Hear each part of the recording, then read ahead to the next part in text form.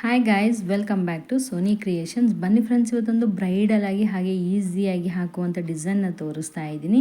So ನಾನು ಇಲ್ಲಿ basic ಅನ್ನೋದು ಹಾಕಿ ಒಂದು ಆರ್ಚ್ ಹಾಕಿ ಇಟ್ಕೊಂಡಿದ್ದೀನಿ ಫ್ರೆಂಡ್ಸ್. ಈ ಆರ್ಚು ಹೇಗೆ ಹಾಕಬೇಕು ಅನ್ನೋದನ್ನು ನಾನು ತೋರಿಸ್ತಾ ಇದ್ದೀನಿ. ಸೊ ಇಲ್ಲಿಗೆ ನಾನು ಫಸ್ಟ್ ಅಂತಲೇ ತಿಳ್ಕೊಳ್ಳಿ, ಏನು ಮೊದಲೇ ಸೀರೆಗೆ ಲಾಕ್ ಮಾಡ್ತೀವಲ್ವ ಅಲ್ಲಿಂದ ಸ್ಟಾರ್ಟ್ ಮಾಡ್ತಾ ಇದ್ದೀನಿ ಅಂತ ಅಂದ್ಕೊಳ್ಳಿ.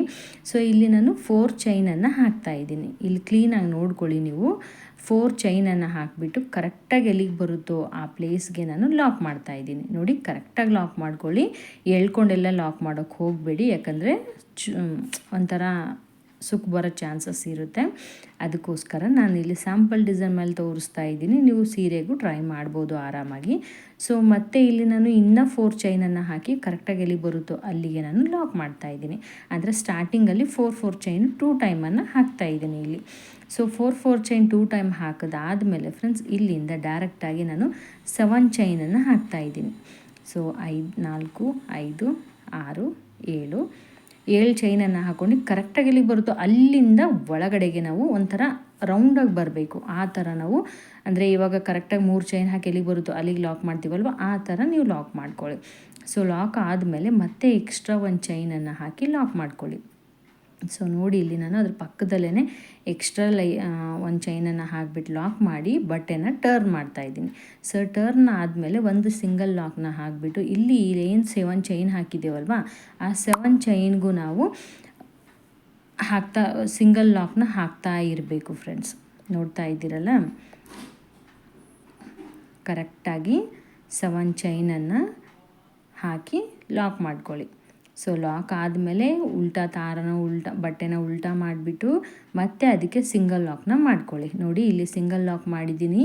ಮತ್ತು ಏನು 4 ಚೈನ್ 3 ಟೈಮ್ ಹಾಕಿದ್ದೀವಲ್ವ, 3 ಚೈನ್ ಇರೋ ಕಡೆಗೆ ಲಾಕನ್ನು ಮಾಡಿ ಬಟ್ಟೆನ ರೈಟ್ ಮಾಡ್ಕೋತಾ ಇದ್ದೀನಿ. ಅಲ್ಲಿಂದ ನಾನು 3 ಚೈನನ್ನು ಹಾಕಿಬಿಟ್ಟು ಒಂದು ಪಿಕಾಟ್ನ ಫಾರ್ಮ್ ಮಾಡ್ತಾಯಿದ್ದೀನಿ.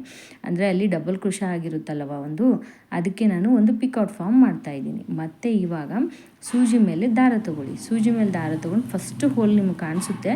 ಫಸ್ಟು ಹೋಲಲ್ಲಿ ನಾವು ದಾರನ ಮೇಲೆ ಕೆತ್ತಿ ಎರಡಕ್ಕೊಂದು ಮಾಡಿಬಿಟ್ಟು ಮತ್ತೆ 3 ಚೈನನ್ನು ಹಾಕಿ ಒಂದು ಪಿಕಾಟ್ನ ಮಾಡಬೇಕು.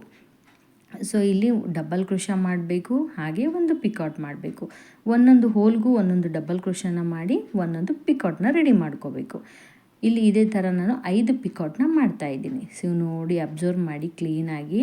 ಯಾರೆಲ್ಲ ಬೇಸಿಕ್ ಹಾಕ್ತಾಯಿದ್ದೀರ ಅವ್ರಿಗೆ ಕೂಡ ತುಂಬ ಈಸಿಯಿಂದ ಬರುತ್ತೆ. ತುಂಬ ಕನ್ಫ್ಯೂಷನ್ ಮಾಡ್ಕೊಳ್ಳೋಕೆ ಹೋಗಬೇಡಿ. ವಿಡಿಯೋನ ನಿಮ್ಗೆ ಅರ್ಥ ಆಗಿಲ್ಲ ಅಂದರೆ ಸ್ಲೋ ಮೋಷನಲ್ಲಿ ಮಾಡಿಬಿಟ್ಟು ನೀವು ವಿಡಿಯೋನ ನೋಡ್ಬೋದು. ನಾನು ಆಲ್ರೆಡಿ ಸ್ಲೋ ಮೋಷನಲ್ಲೇ ತೋರಿಸ್ತಾ ಇರೋದು ನಿಮಗೆ.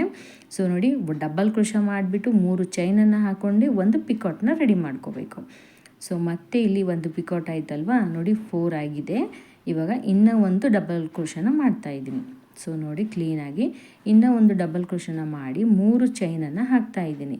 ಸೊ 3 ಚೈನನ್ನು ಹಾಕಿ ಒಂದು ಪಿಕಾಟ್ನ ರೆಡಿ ಮಾಡ್ತೀನಿ. ಸೊ ಇಲ್ಲಿ ಒಂದು ಪಿಕಾಟ್ ರೆಡಿ ಆದಮೇಲೆ ದಾರ ಈ ಥರ ಸ್ವಲ್ಪ ಉದ್ದ ಎಳ್ಕೊಳ್ಳಿ. ಸೊ ದಾರ ಉದ್ದ ಎಳೆದ್ಬಿಟ್ಟು ಒಂದು ಸ್ಮಾಲ್ ಸೈಜಲ್ಲಿರೋ ಗೋಲ್ಡ್ ಬೀಡನ್ನು ನಾನು ಇನ್ಸರ್ಟ್ ಮಾಡ್ತಾಯಿದ್ದೀನಿ. ಈ ಪ್ಲೇಸಲ್ಲಿ ನೀವು ಬೀಡಾದರೂ ಯೂಸ್ ಮಾಡ್ಬೋದು, ಹ್ಯಾಂಗಿಂಗ್ ಆದರೂ ಯೂಸ್ ಮಾಡ್ಬೋದು ಫ್ರೆಂಡ್ಸ್. ಇಲ್ಲಿ ನಾನು ಮತ್ತೆ 3 ಚೈನನ್ನು ಹಾಕಿಬಿಟ್ಟು ಮತ್ತು ಆ ರಿಂಗ್ ಏನು ಬೀಡ್ ಹಾಕಿದ್ದೀವಲ್ವ ಅದ್ರ ಪಕ್ಕದಲ್ಲಿ ಡಬಲ್ ಕ್ರೋಶ ಇರುತ್ತಲ್ವ ಅಲ್ಲಿಗೆ ನಾನು ಇನ್ನೂ ಒಂದು ಪಿಕಾಟ್ನ ರೆಡಿ ಮಾಡ್ತಾಯಿದ್ದೀನಿ. ಸೊ ಒಂದು ಪಿಕಾಟ್ ರೆಡಿ ಆದಮೇಲೆ ಇಲ್ಲಿ ಕೂಡ ನಾನು 5 ಪಿಕಾಟ್ನ ಸ್ಟಾರ್ಟ್ ಮಾಡ್ತೀನಿ. ಅಂದರೆ ಈ ಕಡೆ 5 ಪಿಕಾಟ್ ಬಂದಿದೆ, ಸೆಂಟ್ರಲ್ ಬೀಡ್ ಬರುತ್ತೆ, ಮತ್ತು 5 ಪಿಕಾಟನ್ನು ರೆಡಿ ಮಾಡ್ಕೋಬೇಕು.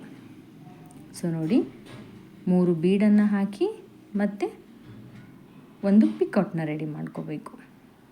ನೋಡ್ತಾ ಇದೆ, ಇದೇ ಥರ ಕಂಟಿನ್ಯೂ ಮಾಡಿ ಫುಲ್. ಈ ಸೈಡ್ ಕೂಡ 5 ಪಿಕಾಟನ್ನು ಹಾಕಿ ನೋಡಿ, 5 ಪಿಕಾಟ್ ಹಾಕಿದ್ದೀನಿ. ಅಂದರೆ ಟೋಟಲಾಗಿ ನಮಗೆ 11 ಪಿಕಾಟ್ ಬರುತ್ತೆ. ಅದು ಕರೆಕ್ಟಾಗಿ ಎಲ್ಲಿಗೆ ಬರುತ್ತೋ ಅಲ್ಲಿಗೆ ನೋಡಿಬಿಟ್ಟು ನಾನು ಲಾಕನ್ನು ಮಾಡ್ತಾಯಿದ್ದೀನಿ. ಸೊ ನೋಡಿ, ಕರೆಕ್ಟಾಗಿ ನೋಡಿಬಿಟ್ಟು ಈ ಥರ ಲಾಕ್ ಮಾಡಿದ್ದೀನಿ. ಲಾಕ್ ಆದಮೇಲೆ ಫ್ರೆಂಡ್ಸ್, ಮತ್ತೆ ಇಲ್ಲಿ 3 ಚೈನನ್ನು ನೀವು ಹಾಕ್ಕೋಬೇಕು. ಅಂದರೆ 3 ಚೈನು 2 ಸರಿನ ಹಾಕ್ಕೋಬೇಕು. ಸೊ ನೋಡಿ, ನಾನು 3 ಚೈನನ್ನು ಹಾಕಿ ಕರೆಕ್ಟಾಗಿ ಲಾಕ್ ಮಾಡಿ ಇಟ್ಕೊಂಡಿದ್ದೆ. ಸೊ ಫುಲ್ ಫಿನಿಶಿಂಗ್ ಆದಮೇಲೆ ನಾನು 3 ಆರ್ಚನ್ನು ಹಾಕಿ ತೋರಿಸ್ತಾ ಇದ್ದೀನಿ. ಯಾವ ಥರ ಬಂದಿದೆ, ಹೇಗೆ ಬಂದಿದೆ ಅಂತ ನೋಡ್ತಾ ಇದ್ದೀರಲ್ಲ. ಇದಕ್ಕೆ ನಾನು ಫೈನಲಾಗಿ ಕುಚ್ಚೆಲ್ಲ ಕಟ್ಟೋದಾದಮೇಲೆ ಹೇಗೆ ಬರುತ್ತೆ, ಯಾವ ಥರ ಕಾಣಿಸುತ್ತೆ ಅನ್ನೋದು ಕೂಡ ಶೇರ್ ಮಾಡ್ತೀನಿ. ಇಲ್ಲಿ ಲಾಸ್ಟಲ್ಲಿ ನಾವು ಟೈಟಾಗಿ ಎಳ್ಕೊಂಡು ಕಟ್ ಮಾಡಿ ಅಲ್ಲಿ ಗ್ಲೂಯಿಂದ ಪೇಸ್ಟ್ ಮಾಡಿದರೆ ನಿಮಗೆ ಫಿನಿಶಿಂಗ್ ಸೂಪರಾಗಿ ಬರುತ್ತೆ ಫ್ರೆಂಡ್ಸ್. ಹಾಗೆ ನೋಡಿ ಕುಚ್ಚೆಲ್ಲ ಕಟ್ಟೋದಾದಮೇಲೆ ಫೈನಲ್ ಲುಕ್ ಈ ಥರ ಕಾಣಿಸ್ತಾ ಇದೆ. ನಾನು 120 ಥ್ರೆಡ್ಡಿಂದ ಕುಚ್ಚನ್ನು ಕಟ್ಕೊಂಡಿದ್ದೀನಿ. ಹೇಗೆ ಅನ್ನಿಸ್ತಾ ಇದೆ ಅಂತ ನೋಡ್ತಾ ಇದ್ದೀರಲ್ಲ, ತುಂಬ ಅಂದರೆ ತುಂಬ ಲುಕ್ಕಾಗಿ ಅನಿಸುತ್ತೆ. ಹಾಗೆ ಈಸಿ ಕೂಡ ಇದೆ. ಬಿಗ್ನರ್ಸ್ ಆಗಿದ್ದರೆ ಕೂಡ ಆರಾಮಾಗಿ ಟ್ರೈ ಮಾಡ್ಬೋದು. ವಿತಿನ್ 1 ಅವರಲ್ಲಿ ಆಗಿಬಿಡುತ್ತೆ ಈ ಡಿಸೈನ್ ಅಂತಲೇ ಹೇಳ್ಬೋದು. ಅಂದರೆ ತುಂಬ ಗ್ರ್ಯಾಂಡು ಕಾಣಿಸಲ್ಲ, ತುಂಬ ಸಿಂಪಲ್ಲು ಕಾಣಿಸಲ್ಲ, ಫುಲ್ ಬೀಡ್ ಏನೂ ಇಲ್ವಲ್ಲ, ಬಟ್ ಬರೀ ಥ್ರೆಡ್ ವರ್ಕ್ ಇರೋಗೋಸ್ಕರ ತುಂಬ ಚೆನ್ನಾಗಿ ಅನಿಸುತ್ತೆ. ಹಾಗೆ ಎಷ್ಟು ವರ್ಷ ಇಟ್ಟರೆ ಕೂಡ ಏನೂ ಆಗಲ್ಲ, ಆ ಥರ ಕ್ಲೀನಾಗಿರುತ್ತೆ. ಹಾಗೆ ನಾನು ಮುಂದಿನ ವಿಡಿಯೋದಲ್ಲಿ ಫ್ರೆಂಡ್ಸ್ ನಾನು ಕುಚ್ಚು ಕಟ್ಟೋದಾದಮೇಲೆ ಯಾವ ಥರ ಫೋಲ್ಡಿಂಗ್ ಮಾಡಿಟ್ರೆ ಹೇಗೆ ಕರೆಕ್ಟಾಗಿರುತ್ತೆ ಕುಚ್ಚೆಲ್ಲ ಫೋಲ್ಡಿಂಗ್ ಆಗಲ್ ಥರ ಅನ್ನೋದನ್ನು ನಾನು ನೆಕ್ಸ್ಟ್ ವಿಡಿಯೋದಲ್ಲಿ ಕೂಡ ಶೇರ್ ಮಾಡ್ತೀನಿ ನಿಮಗೆ.